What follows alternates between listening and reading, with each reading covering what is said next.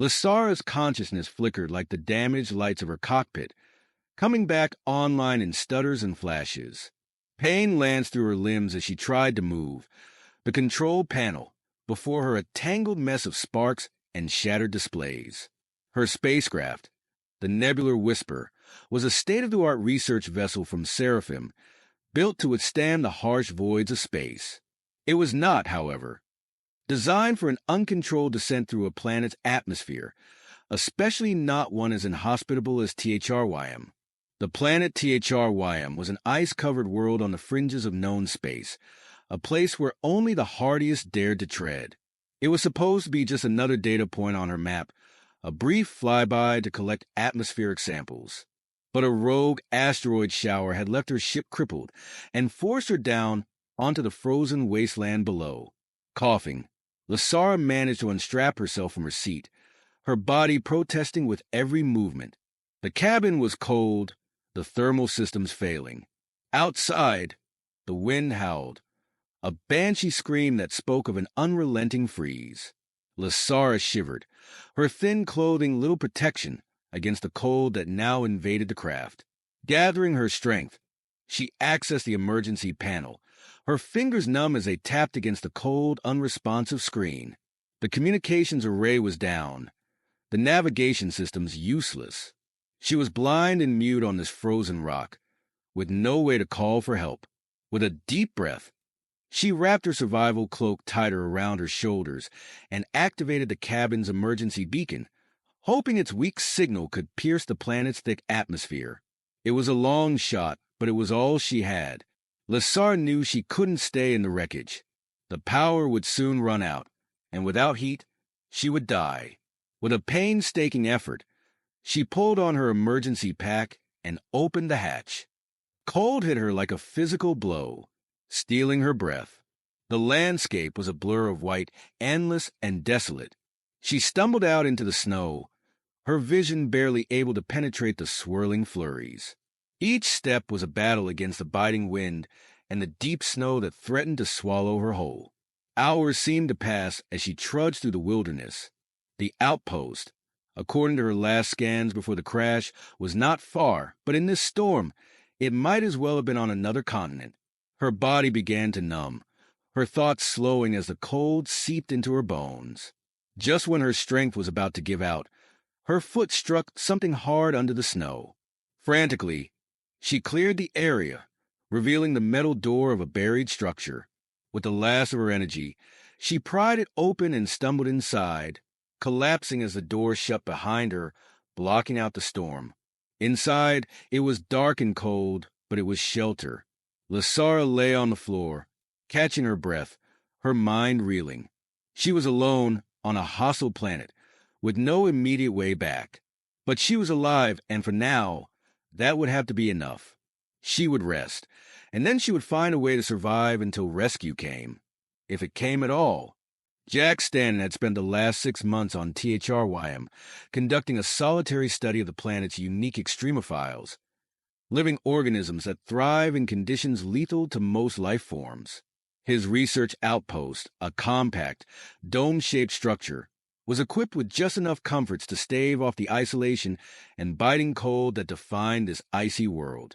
The day had begun like any other, with Jack analyzing soil samples under his microscope when his outpost's external sensors started blaring. An irregular, weak signal was pulsing intermittently, a distress beacon not far from his location. Distress signals were rare. The last human expedition had left THRYM over a year ago. Curiosity piqued. Jack grabbed his portable scanning equipment and prepared to head out into the cold. Navigating his snow vehicle through THRYM's brutal landscape required a keen sense of direction and an intimate knowledge of its treacherous terrain. The storm had picked up, reducing visibility to near zero as he followed the beacon signal. The winds howled around him, a reminder of the planet's indifference to his presence. After what felt like hours, the outline of a small, damaged spacecraft emerged from the whiteout. It was alien, sleek and silver, glinting through the snowfall. Jack approached cautiously, knowing that any survivors inside might not understand his intentions. or even his presence. He found the hatch slightly ajar, a sign that someone might have escaped. Following the tracks leading away from the craft, he pushed through the snow until he saw a structure up ahead, half buried and nearly hidden by the drifts. The tracks led straight to it. Inside, he found her Lasara. She was collapsed just beyond the threshold, barely conscious, her skin an exotic shade that hinted at her non-human origins. Jack gently lifted her, surprised by the lightness of her frame, and carried her back to his vehicle. He couldn't help but marvel at the contrast between her delicate features and the harshness of the environment around them. Back at his outpost, Jack laid Lasara down on a makeshift bed and began the process of warming her. The outpost was small and utilitarian, but it was warm and safe from the biting wind outside. He administered first aid, applying thermal blankets and heating pads, which slowly helped raise her body temperature. As Lasara regained consciousness, her first words were in an unfamiliar language, melodic and fluid. Jack used his outpost translator device to bridge the gap between their languages. The device hummed and whirred for a few moments before finding a match, and soon they were able to communicate. Lasara's gratitude was palpable. She explained her mission of exploration and scientific discovery, how a meteor shower had crippled her ship, forcing her to land. Jack listened, fascinated by her story and by the serendipity of their meeting. With the immediate crisis averted, they discussed her ship's condition. It was beyond her ability to repair alone, especially with most of her tools lost or damaged in the crash. Jack offered his help in salvaging what they could. The prospect of working with technology vastly different from anything he had seen was exhilarating. They formed a plan to return to the wreckage once the storm cleared, hoping to recover any useful equipment and perhaps send out a stronger distress signal. Lasara was keen to contact her people, to let them know she was alive and in need of rescue. For now, though, she was safe and in the company of a new friend in a lonely world. As they shared their knowledge and stories, a bond began to form, one forged by the shared experience of survival against the unforgiving cold of THRYM. The storm outside continued to rage, a whirlwind of snow and ice that made the idea of leaving the outpost unthinkable. Inside, however, the atmosphere was warm, not just from the heating system, but also from the budding friendship between Jack and Lasara. Over the next few days, as they waited for the storm to abate, they spent hours talking. Jack showed Lasara around the small but efficient outpost, explaining his research and showing her the extremophiles he was studying, microorganisms that thrived in the extreme cold. Lasara was fascinated. Her own planet, Seraphim, was temperate and lush, and the concept of life flourishing in such a harsh environment was both novel and exciting to her. In turn, Lasara shared more about her own world and her travels. Seraphim was a planet of vast knowledge and technology, driven by a commitment to the pursuit of science. She explained her role as an explorer, tasked with mapping uncharted regions of space and studying their potential for life. Her ship was equipped with tools and instruments far advanced from anything Jack had seen, designed to perform complex analyses of planetary environments in moments. As they talked, Jack pulled up digital maps of THRYM on his computer, pointing out features and landmarks. Lasara, now feeling better and more acclimated to the outpost's temperature, stood beside him, closely examining the details. "Your technology is different, but not less effective," she noted, observing the robust, utilitarian design of human devices. "It's built to survive environments like this one, much like you." Jack laughed. "Yes, we humans are pretty good at enduring, but we also strive to improve, to learn from others. That's part of why I'm here alone, testing human limits, learning to adapt." Their conversation turned to the wreck of Lasara's ship. Using the outpost equipment, Jack helped Lasara sketch a rough schematic of her vessel from memory. They discussed potential salvage operations, considering what might still be functional and useful. Lasara was particularly concerned about her data modules, which contained not only her research but also detailed logs of her journey. "I need to recover those modules," she stressed. They contain information that could benefit your people as well, Jack. Knowledge about cosmic phenomena, advanced engineering techniques, even potential medical advancements. Jack was intrigued by the prospect. Then we'll make it a priority. Once the storm clears, we'll go there first. They planned the expedition meticulously. Jack insisted on preparing for every possible scenario, from sudden weather changes to encounters with wildlife. THRYM was home to more than just microorganisms. Its surface occasionally roamed by large, bear-like creatures known as growlars, a hybrid adapted to the icy environment. Lasar was impressed by Jack's thoroughness and his respect for the planet's ecosystem. On Seraphim, we often talk about the interconnectedness of all life forms, she shared. It seems you understand that very well here. Yes, Jack replied. Survival on THRYM depends on respecting these connections, learning from the environment rather than fighting against it. As the storm began to wane, revealing the star-studded sky through breaks in the clouds, their plan was set. They would venture out at first light, equipped to face the frozen wilderness together. This shared mission had brought them closer, each learning from the other's resilience and wisdom. The mutual understanding they had cultivated over these few days was about to be tested in the field, under the cold gaze of THRM's sun. The dawn on THRYM was more a gradual lightening of the gray skies than a true sunrise. Jack and Lasar set out early, wrapped in insulated suits and equipped with gear for their trek to the crash site.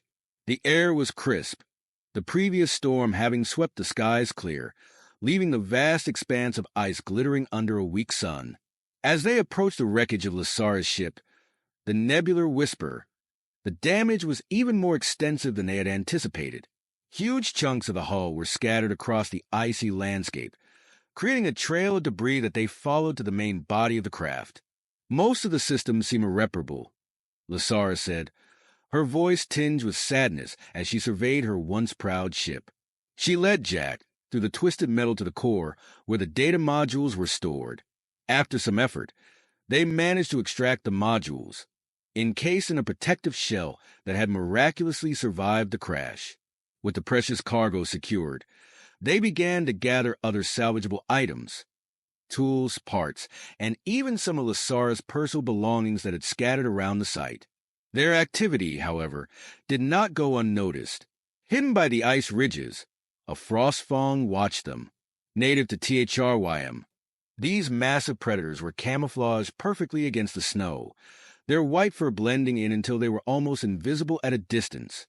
The creature had been drawn by the vibrations on the ice, curious and hungry. Jack was the first to notice something amiss. The slight shift in the light, a whisper of movement. He turned just in time to see the frostfang charge. "Lasara, watch out!" he shouted, pushing her aside as a massive beast emerged from its hiding spot. The creature was formidable, over 2 meters tall at the shoulder, with piercing blue eyes and jaws capable of crushing bone.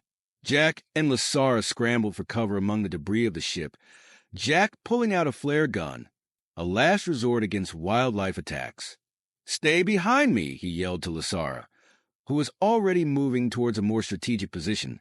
Pulling out a small device from her belt, she activated it, and a high-pitched noise filled the air, momentarily disorienting the frostfang. It was a sonic emitter, not lethal but enough to confuse and startle. Jack took the opportunity to fire a flare directly at the frostfang. The bright, burning light startled the creature, causing it to hesitate. This was not typical prey behavior, and the confusion bought them more time to move towards a more defensible position near the ship's remains. They backed into the wreckage, using the twisted metal as a barrier. The frostfang circled, growling, its breath visible in the frigid air. Lasara adjusted her device, increasing the frequency of the sonic waves. The creature shook its head, clearly distressed, but desperation drove it forward again. "This way," Jack called, leading Lasara to a narrow opening in the debris.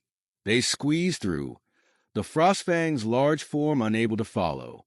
It pawed at the opening, its claws scraping metal, but after several frustrating minutes it gave up retreating back into the whiteness of the landscape.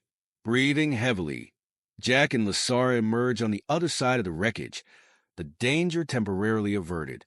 "That was close," Jack panted, checking to make sure Lasara was unharmed.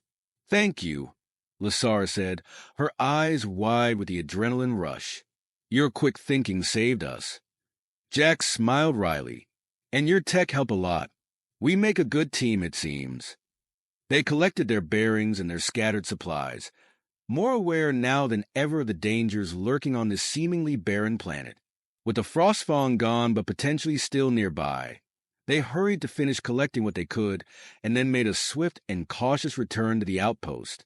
The day's events had not only tested their survival skills but also strengthened the bond between them, a mutual respect forged in the face of shared danger. After their harrowing encounter with the Frostfawn, Jack and Lasara returned to the outpost, each step driven by a newfound urgency. The experience had cemented their partnership, each having saved the other's life. Now, back within the relative safety of the dome, they took a moment to regroup and plan their next steps. The data modules Lasara had recovered from her ship were her top priority. She was eager to see if they still functioned, hopeful they contained not only her research but potentially vital information that could aid in their current situation on THRYM. Jack set up a makeshift workstation with his equipment, and together they began the delicate process of accessing the data. As they worked, the wind outside picked up, howling menacingly as it whipped snow against the transparent material of the dome. The weather on THRYM could turn lethal in minutes, and both knew they had a narrow window to secure everything they might need before the next big storm hit. "Looks like another storm is brewing," Jack noted, peering at the swirling snow through the dome's thick walls. "We should check the external generators and make sure they're properly insulated." Lasara nodded in agreement. "Let's also secure any loose items outside. I noticed some equipment wasn't fully anchored." Together, they ventured back into the cold, securing scientific instruments and covering the generators with thermal blankets designed to retain heat. The wind was biting, each gust sharp as shards of glass against their exposed faces, reminding them of the planet's indifference to their survival. With the equipment secured, they returned inside just as the storm began in earnest, visibility dropping to near zero as snow and ice pelted the dome. Safe inside, they returned to the data recovery, a task that required precise, careful work. As they did, Lasara explained more about what the data could contain. There could be star maps, experimental data, even preliminary communications from other expeditions. If we can access it, we might find something to enhance your outpost systems or better protect us against the cold and wildlife, she said, her voice mixed with hope and a hint of worry. As the storm raged outside, Jack noticed a flicker in the dome's power supply. "We should conserve energy, just in case. These storms can sometimes affect even the best setups." They turned off non-essential systems, dimming the lights to a minimum. In the dim light, their conversation turned to tales of their homeworlds. Jack spoke of Earth's vast oceans and crowded cities, so different from the isolation of THRYM. Lasara listened intently, her mind painting pictures of blue waters and green landscapes, so unlike her own world of high technology and controlled environments. The storm continued for hours, the sound a constant roar outside. In a pause in their work, Jack made a simple meal, and they ate together, sharing comfortable silence or the occasional laugh over a shared anecdote. It was a strange, almost surreal peace, given the chaos of the storm outside. Suddenly, the calm was broken by a loud crash against the dome. They rushed to the window, peering out into the blizzard. Through the swirling snow, Jack spotted the dark outline of a large object partially buried in the snow not far from their door. "We need to check that out," he said, grabbing his coat. "Could be something from the ship, dislodged by the storm." Bundled up, they pushed through the fierce wind to the object. It was a section of Lasara's ship's hull, torn off and carried by the storm. As they inspected it, Lasara spotted something else, a faint light blinking underneath the snow. Clearing the area, They uncovered a small, sturdy box, an emergency supply cache from her ship, equipped with medical supplies, food, and fortuitously, a high-capacity portable power unit. "This is incredible luck," Lasara exclaimed, her voice barely audible over the wind. "This power unit could support the outpost if the main generator fails." Armed with their new supplies, they made their way back to the dome. Once inside, safe and sound, they connected the power unit, an extra layer of security against the relentless storm outside.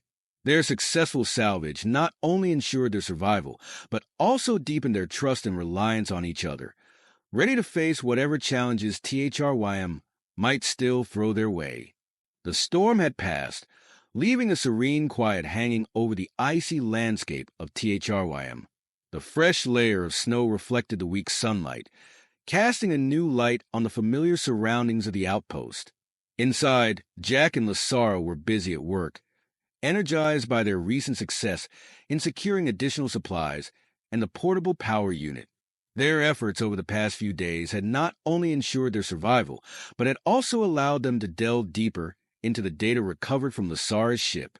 Among the troves of scientific data and star charts, they discovered detailed documentation of advanced propulsion technologies and energy systems, far beyond current human advancements.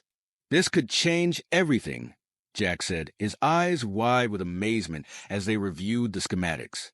"Your people have achieved what we've only theorized." Lasara smiled, her pride in her civilization's achievements mingling with her appreciation for Jack's genuine enthusiasm. "I believe this knowledge could benefit your people greatly. It's meant to be shared, to help us grow and learn from each other." As they discussed the potential applications of the technology, the outpost communication system beeped loudly, signaling an incoming transmission. They exchanged a glance, a mix of excitement and nervousness in their eyes, as Lasara moved to answer it. The screen flickered to life, displaying a group of Seraphim officials. "Lasara," one of them exclaimed, relief evident in his voice. "We have received your distress signal. Are you all right?" "I am more than all right," Lasara responded warmly. "I have been aided by a human, Jack. He has helped me survive and recover what was lost from my ship." The officials looked relieved, and there was a pause as they digested the news. "A rescue mission is being prepared," another official declared. "We will bring you home, Lasara." Jack watched the exchange, feeling a twinge of sadness at the thought of Lasara leaving. She seemed to sense his mood, turning to him with a grateful expression. "Jack, your kindness and bravery have saved me. I hope you will consider visiting Seraphim as an emissary. There is much we can learn from each other." "I'd like that," Jack replied, his heart lifted by the invitation. In the days that followed, they prepared for the arrival of the rescue team. Lasara showed Jack more about her technology, and together, they drafted a proposal for a joint human-seraphim research initiative, hoping to bridge their worlds with shared knowledge and cooperation. When the rescue ship finally arrived, it was a bittersweet moment. The Seraphim were impressed with Jack's outpost and the work he had done. Before she left, Lasara turned to Jack, her eyes shining with unshed tears. "This isn't goodbye, Jack. It's just the beginning." With a promise of new horizons, Lasara departed, her ship rising gracefully into the sky, leaving a brilliant trail against Ticharum's stark landscape. Jack watched until the ship was just a speck in the vast sky. He felt a profound sense of accomplishment and anticipation. The solitude of his research station felt different now.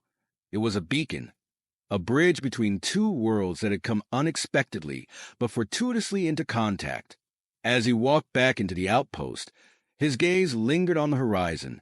THRYM, with all its challenges and surprises, had become more than just a place of research.